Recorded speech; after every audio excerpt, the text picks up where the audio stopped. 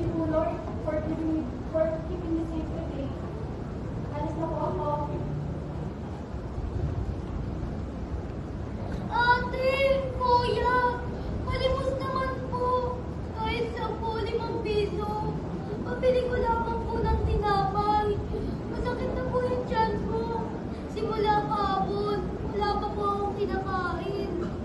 Kuya, pahingi naman po na dala ninyong tinapay. Kahit tira-tira lang po. Mahalaga po makakakain po ako. Nagugutom na po kasi ako. Oh my God! Bakit naman nagka-problema ng ganyan? Baka umatas na yung client natin yan eh. Make sure magagawa niya ng paraan ha? Or else, para tayo wala ng chimpada nito. Ate! Ano ba yun? Hindi ikaw. May bata lang dito na. Ate! Baka meron po kayo yung konting pagkain. Nagugutom na po ako. Pwede ba kaya na? Dito ang busy ako. Wala akong time sa ganyan. Kahapon, hindi na ako sinabi ko.